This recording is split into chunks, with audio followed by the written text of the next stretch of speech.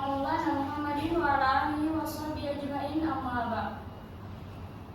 Pertama, marilah kita ucapkan puji dan syukur kehadirat Allah Subhanahu wa taala yang telah memberikan kita nikmat sehingga kita dapat berkumpul di tempat yang insyaallah barakah ini. Salawat serta salam tak lupa pula kita haturkan kepada junjungan kita Nabi besar Muhammad sallallahu alaihi wasallam yang telah membawa kita dari zaman kegelapan menuju zaman terang benderang bersenarkan Islam, iman, dan ihsan.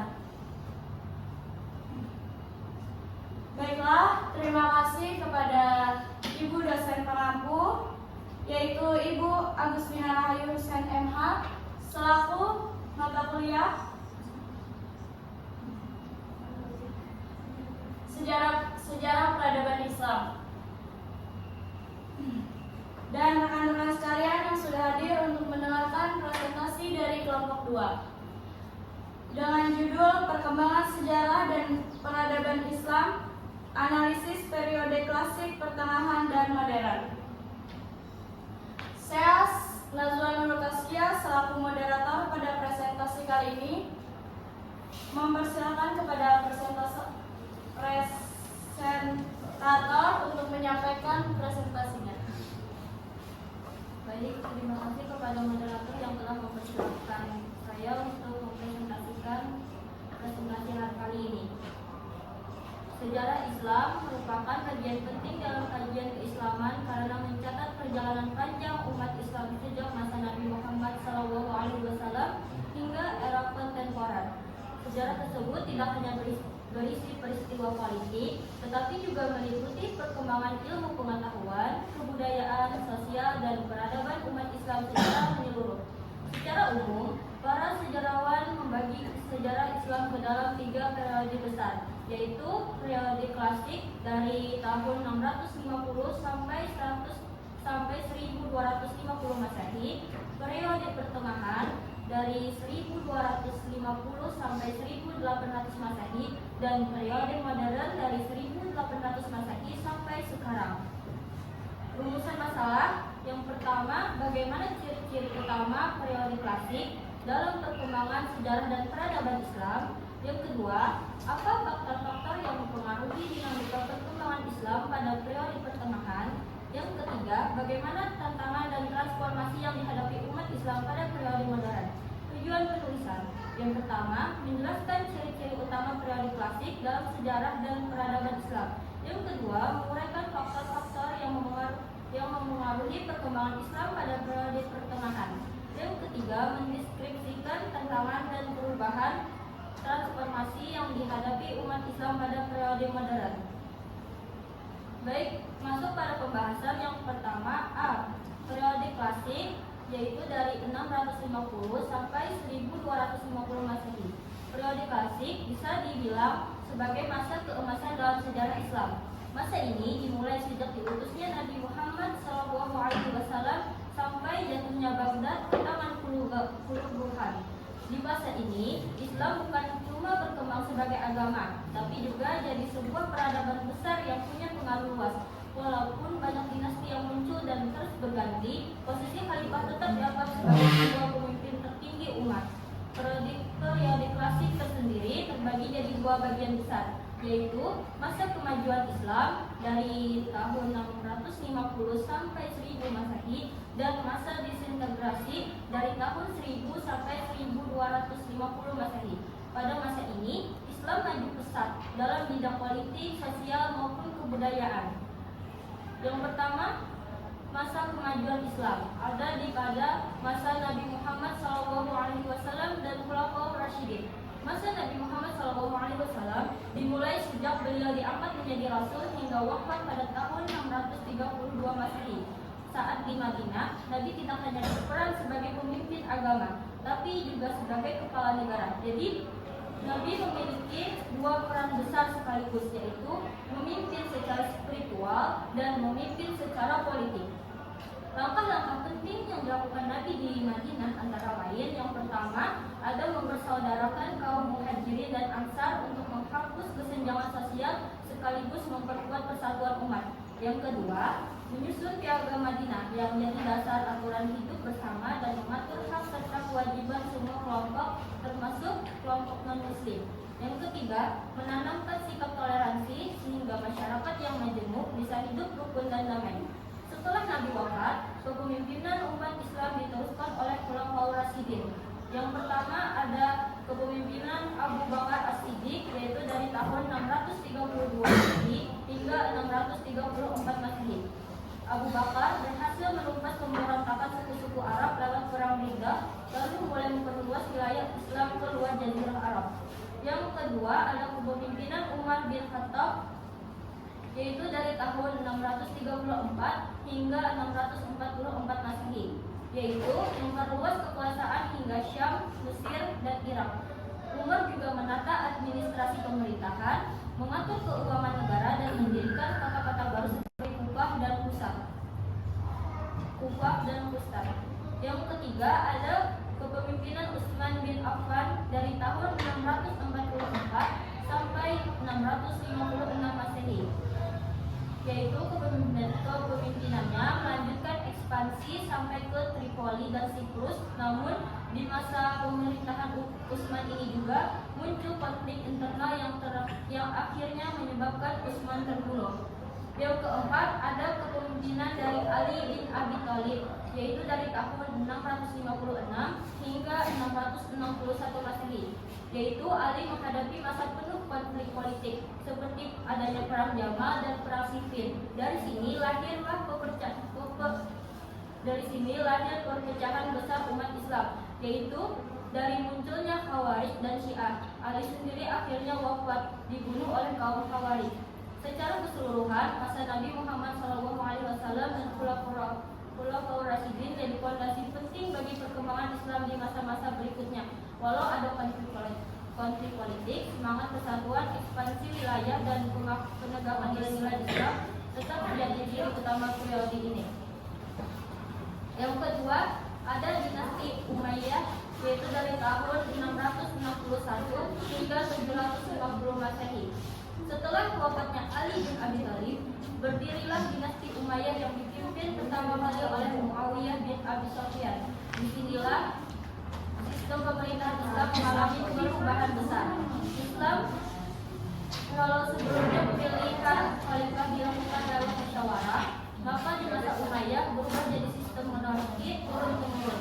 Bahkan Muawiyah mengangkat putranya Yazid sebagai penerus. Model ini mirip dengan kerajaan-kerajaan besar waktu itu seperti Persia dan Bizantium.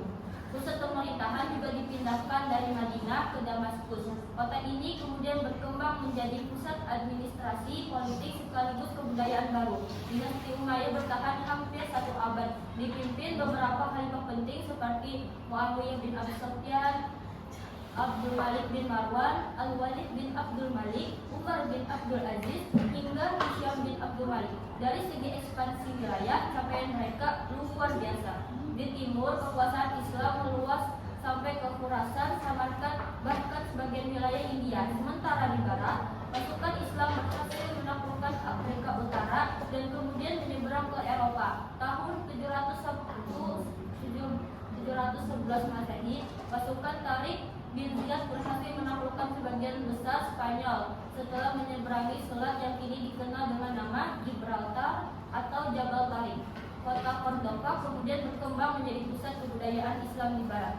Selain perluasan wilayah, kemajuan juga terlihat dalam bidang kebudayaan dan ilmu pengetahuan.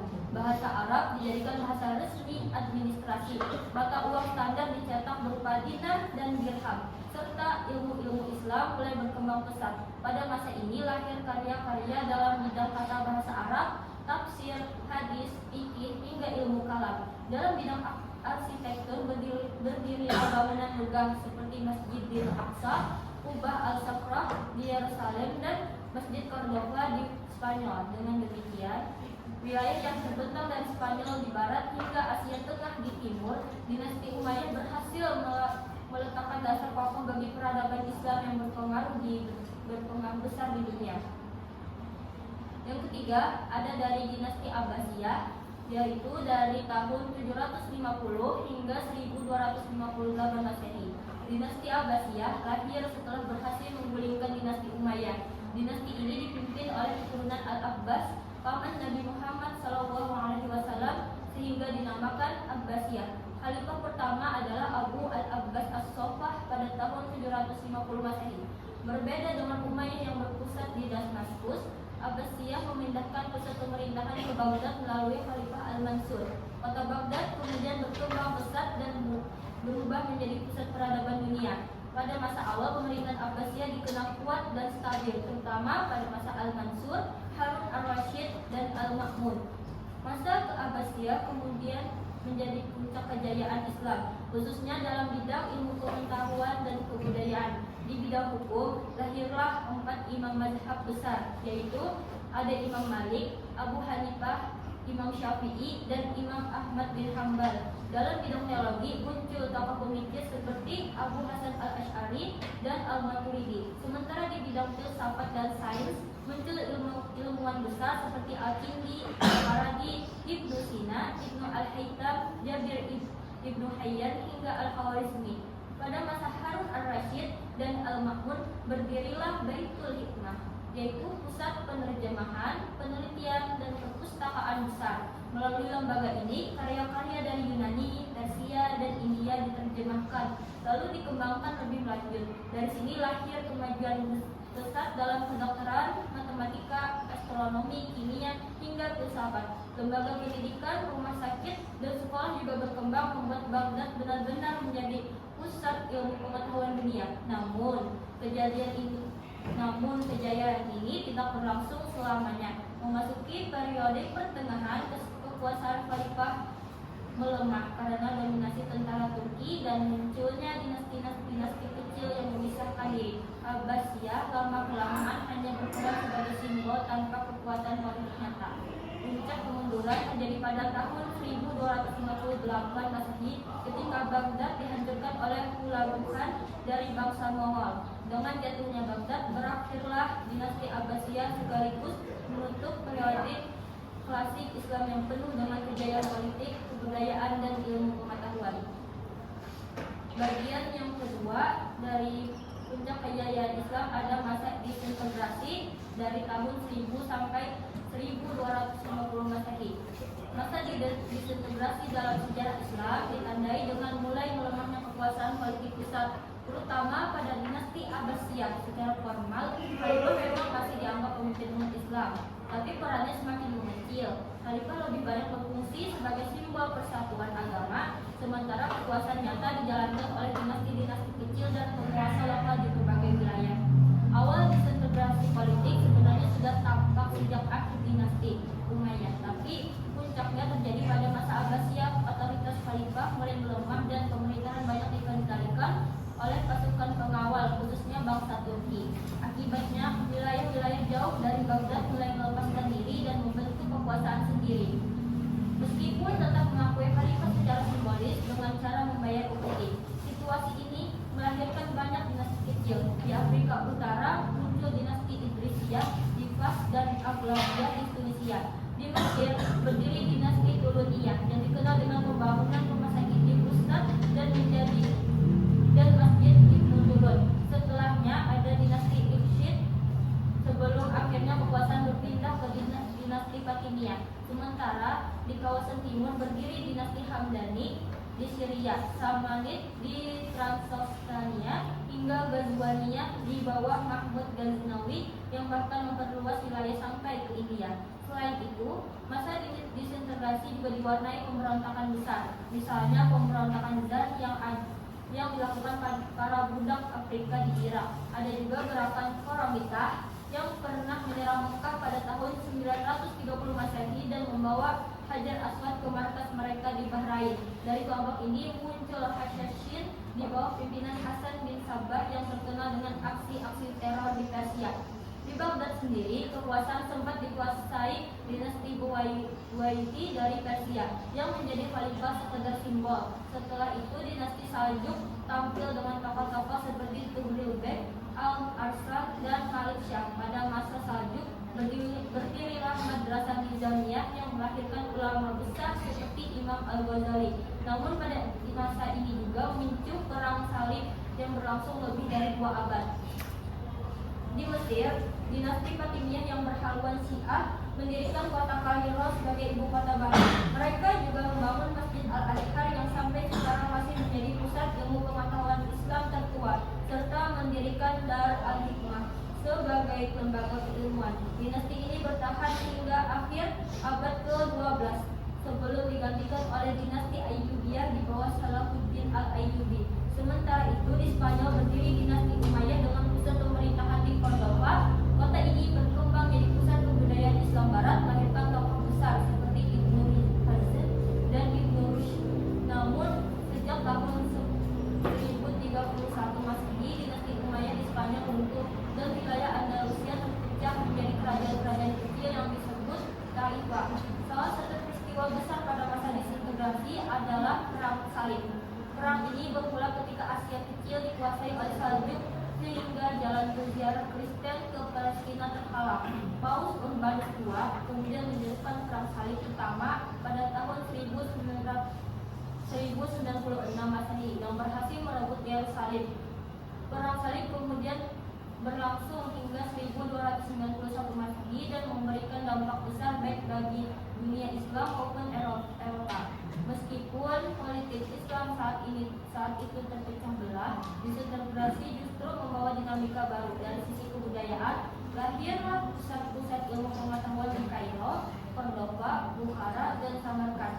Dari sisi spiritual, tasawuf berkembang pesat dan menjadi kekuatan umat Islam menghadapi krisis politik. Bahkan, di tengah situasi penuh perpecahan, ekspansi Islam tetap berjalan hingga ke India, Afrika, Asia Kecil, dan Eropa Timur melalui Turki Utsmani. Sekian presentasi saya yang akan dilanjutkan oleh rekan saya.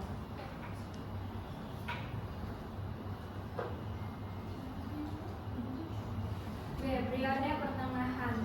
Periode pertengahan dalam sejarah Islam berlangsung antara tahun 1250 hingga 1800 Masehi.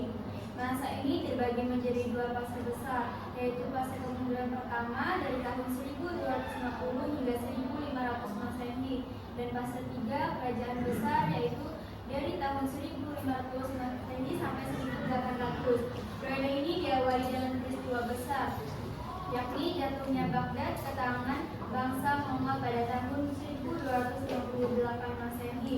Peristiwa ini menandai berakhirnya kekuasaan Abbasiyah di pemerintahan, sekaligus membuka jalan bagi muncul kerajaan-kerajaan baru yang berperan penting dalam mempertahankan dan menyebarkan Islam.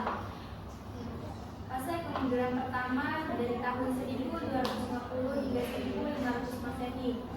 Pada fase ini, dunia Islam mengalami desentralisasi yang semakin meluas. Jatuhnya Baghdad ke tangan Hulaguhan dari Mongol merupakan pukulan yang sangat berat bagi umat Islam. Namun, di tengah kondisi tersebut muncul kekuatan baru di Mesir, yaitu dinasti Mamluk. Dinasti ini berhasil menghentikan laju ekspansi Mongol melalui kemenangan besar di pertempuran Ain Jalut tahun 1260 Masehi, sekaligus mempertahankan eksistensi kota-kota penting Islam. Di sisi lain, perpecahan internal semakin tajam, perbedaan antara Sunni dan Syiah semakin menguat. Begitu pula ketegangan antar etnis seperti Arab, Persia, dan Turki. Dunia Islam pun terbelah kedua wilayah besar, yaitu bagian Arab meliputi Arabia, Irak, Syria, Palestina, Mesir, dan Afrika Utara dengan pusat pemerintahan di Mesir. Yang kedua, bagian Persia meliputi Balkan, Asia Kecil, Persia, dan Asia Tengah dengan pusat di Iran. Selain itu, semangat ijtihad mulai melemah. Pandangan bahwa pintu ijtihad telah tertutup menyebabkan kreativitas umat Islam berkurang drastis. Akibatnya, perkembangan ilmu pengetahuan pun mengalami kemunduran. Pada waktu yang sama, umat Islam di Spanyol menghadapi tekanan kuat dari penguasa Kristen. Puncaknya pada tahun 1462 Masehi, Granada sampai wilayah terakhir Islam di Andalusia jatuh ke tangan penguasa Kristen, menandai berakhirnya peradaban Islam di Spanyol. Yang kedua, fase 3 kerajaan besar dari tahun 1500 sampai 1800 Masehi. Memasuki abad ke-16, dunia Islam memasuki fase baru dengan munculnya 3 kerajaan besar yang sangat berpengaruh, yaitu Utsmani atau Ottoman, Safawi, dan Mughal. Sultan Utsmani atau Ottoman berdiri di Turki dengan wilayah yang sangat luas, meliputi Asia Kecil, Armenia, Irak, Suriah, Hijaz, Yaman, Mesir, Afrika Utara, hingga Eropa Tenggara. Puncak kejayaan kerajaan ini terjadi pada masa Sultan Sulaiman Al-Qanuni. Pada masa itu, kemajuan besar dicapai dalam bidang hukum, militer, serta seni arsitektur, salah satunya ditandai dengan pembangunan Masjid Sultan Ahmed di Istanbul. Kerajaan Safawi menyusul Persia dengan menjadikan Syiah Imamiyah sebagai mazhab resmi negara. Isfahan berkembang menjadi pusat kebudayaan dan ilmu pengetahuan. Seni arsitektur juga berkembang pesat, salah satunya ditunjukkan dengan berdirinya Masjid Shah yang megah. Kerajaan Mughal berdiri di India dengan wilayah kekuasaan mencakup Delhi, Gujarat, Bengal, dan Lahore. Pada masa kejayaannya, kerajaan ini menghasilkan karya seni dan arsitektur bercorak Islam di India yang indah. Misalnya pembangunan Taj Mahal oleh Sultan Shah Jahan yang hingga kini menjadi salah satu keajaiban dunia. Namun, sejak awal abad ke-18, ketiga kerajaan besar tersebut mulai melemah. Di Kesultanan Utsmani, pemberontakan dalam negeri, korupsi birokrasi, serta kemajuan militer Eropa menyebabkan wilayahnya semakin menyusut hingga akhirnya runtuh pada tahun 1924 Masehi dan digantikan oleh Republik Turki di Persia. Kerajaan Safawi jatuh akibat serangan bangsa Afgan. Sementara itu, kekuasaan Mughal di India semakin terdesak oleh perlawanan raja-raja Hindu dan dominasi kolonial Eropa, khususnya Inggris, hingga akhirnya tinggal menyisakan wilayah yang terbatas. Selanjutnya, periode modern. Periode modern merupakan masa kebangkitan Islam setelah melalui masa kemunduran yang panjang. Kebangkitan ini biasanya dikaitkan dengan ekspedisi Napoleon Bonaparte ke Mesir pada tahun 1798 hingga 1801 Masehi. Peristiwa tersebut membuat umat Islam terutama di Mesir dan Turki menyadari kemajuan militer, politik, ilmu pengetahuan, dan teknologi yang dicapai oleh Barat. Dari sini muncul kesadaran akan ketertinggalan umat Islam sehingga perlu ada upaya untuk memperbaiki keadaan. Pertama, kontak Islam dengan Barat. Kontak antara dunia Islam dengan Barat pada periode modern berbeda jauh dengan periode klasik. Jika pada masa klasik Islam berada pada puncak kejayaan sementara Barat masih dalam kegelapan, maka pada periode modern keadaan justru berbalik. Barat maju pesat dalam ilmu pengetahuan, teknologi, dan militer, sedangkan umat Islam tertinggal. Kondisi ini mendorong para pemimpin dan cendekiawan Muslim untuk belajar dari Barat, namun tetap berusaha mempertahankan identitas Islam agar tidak hilang dalam proses modernisasi. Yang kedua, gerakan pembaruan Islam. Kesadaran akan ketertinggalan melahirkan gerakan pembaruan atau tajdid dengan tujuan menghidupkan kembali semangat Islam. Gerakan ini terbagi ke dalam dua bentuk. Pertama, reformasi internal, yaitu upaya mengembalikan umat kepada ajaran Islam yang murni, memberantas takhayul dan bid'ah, serta menekankan pentingnya Al-Quran dan hadis sebagai pedoman utama. Kedua, pembaruan sosial politik berupa usaha menyesuaikan pemerintahan, pendidikan, dan ekonomi dengan perkembangan zaman. Banyak tokoh berperan dalam gerakan ini. Di Arab, Muhammad bin Abdul Wahab menekankan tauhid murni melalui gerakan Wahabi. Di Mesir, Jamaluddin Al-Afghani, Muhammad Abduh, dan Rashid Ridha memperjuangkan modernisasi pendidikan serta kebangkitan intelektual. Di India, muncul tokoh seperti Syarif Ahmad Khan dengan gagasan pendidikan modern, Syekh Waliullah dengan pembaruan fikih, dan Muhammad Iqbal dengan semangat filsafat serta kebangsaannya. Di Turki, Sultan Mahmud II melakukan reformasi administrasi dan militer, sementara Mustafa Kemal Atatürk melaksanakan modernisasi besar dalam lembaga sekuler. Di Indonesia, Kiai Haji Ahmad Dahlan melalui Muhammadiyah, Kiai Haji Hasyim Asy'ari dengan NU, serta Haji Abdul Karim Amrullah membangkitkan Islam Nusantara melalui pendidikan dan organisasi. Yang ketiga, Islam dan kolonialisme. Pada abad ke-19 hingga awal abad ke-20, sebagian besar wilayah Islam jatuh di bawah kekuasaan kolonial Barat. Hal ini menimbulkan perlawanan, baik bersenjata maupun intelektual. Di Indonesia, rakyat Aceh melawan Belanda. Di Sudan, muncul gerakan Mahdi. Umar Mukhtar Hindia memimpin perlawanan melawan Italia. Islam. Meski menyakitkan, kolonialisme justru membangkitkan semangat umat Islam untuk memperjuangkan kemerdekaan sekaligus mempertahankan identitas keislaman. Yang keempat, Islam di era kontemporer. Setelah Perang Dunia II, banyak negara muslim memperoleh kemerdekaan. Namun umat Islam tetap menghadapi tantangan besar seperti rendahnya mutu pendidikan, kemiskinan, ketidakstabilan politik, serta derasnya arus globalisasi. Pada era kontemporer muncul sejumlah fenomena penting. Gerakan pan-Islamisme berusaha menyatukan umat Islam secara politik dan budaya.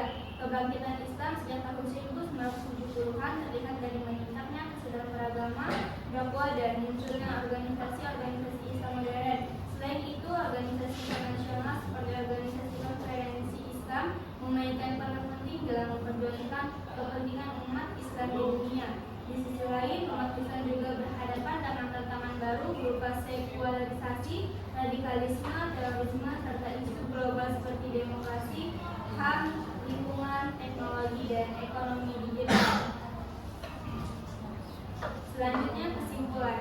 Sejarah peradaban Islam terbagi dalam 3 periode besar, yaitu periode klasik dari tahun 450 hingga 1250 Masehi, periode pertengahan dari tahun 1250 hingga 1800 Masehi, dan periode modern dari tahun 1800 Masehi hingga sekarang. Pada periode klasik, Islam mengalami kejayaan dalam bidang politik, ilmu pengetahuan, dan kebudayaan. Periode pertengahan ditandai dengan kemunduran serta melemahnya kekuatan politik dan intelektual, meskipun masih berdiri 3 garis besar, Utsmani, Safawi, dan Mughal. Sementara itu, periode modern menunjukkan kebangkitan kembali umat Islam melalui gerakan pembaruan yang diilhami oleh kontak dengan peradaban Barat dan kebutuhan untuk menyesuaikan diri dengan tantangan zaman. Secara keseluruhan, dinamika sejarah Islam ini menunjukkan bahwa peradaban tidaklah statis, melainkan selalu mengalami pasang surut yang dapat dijadikan pelajaran berharga bagi umat Islam di masa kini. Selanjutnya, saran. Dari hasil pembahasan ini, diharapkan umat Islam masa kini dapat mengambil hikmah dari sejarah peradaban Islam, baik dari masa kejayaan maupun masa kemundurannya. Dengan demikian, umat Islam dapat terus berupaya melakukan pembaruan dan pengembangan Islam pengetahuan, teknologi, serta kebudayaan dengan tetap berlandaskan pada nilai-nilai Islam.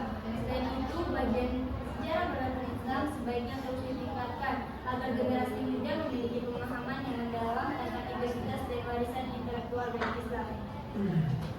Baiklah, untuk acara selanjutnya yaitu sesi tanya jawab. Bagi teman-teman yang ingin bertanya, diharapkan mengangkat tangannya terlebih dahulu.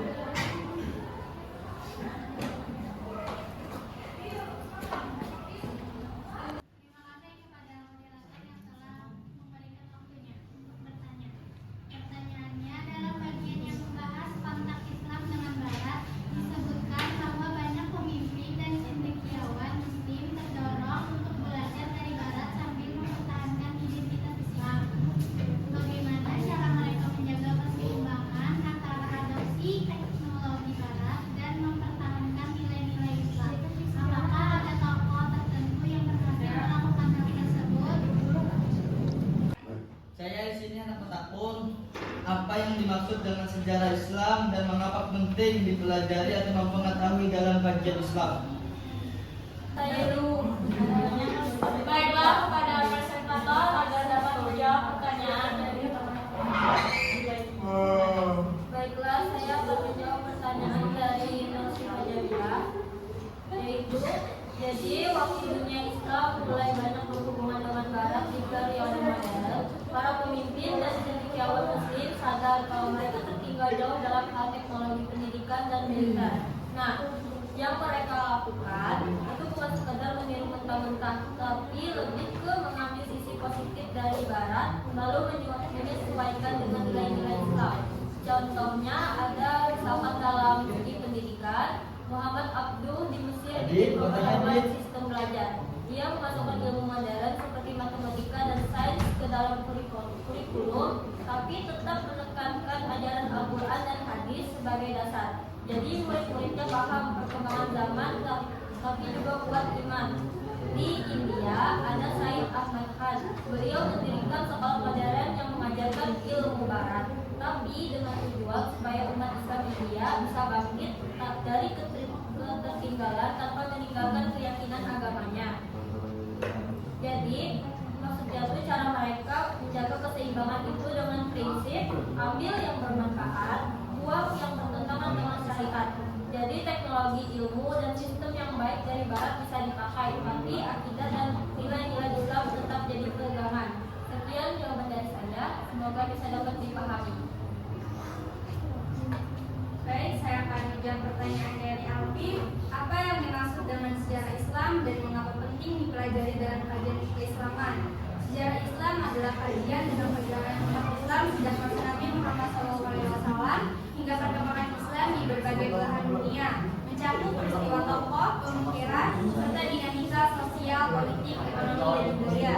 Pentingnya mempelajari sejarah Islam dalam kajian keislaman adalah untuk menumbuhkan pemahaman identitas dan jati-jati diri umat Muslim, menguatkan iman melalui teladan Nabi, sahabat, dan ulama, memberi konteks dalam memahami ajaran dan hukum Islam, menjadi pelajaran dari keberhasilan dan kegagahan umat di masa lalu, dan membuka wawasan tentang interaksi Islam dengan peradaban lain.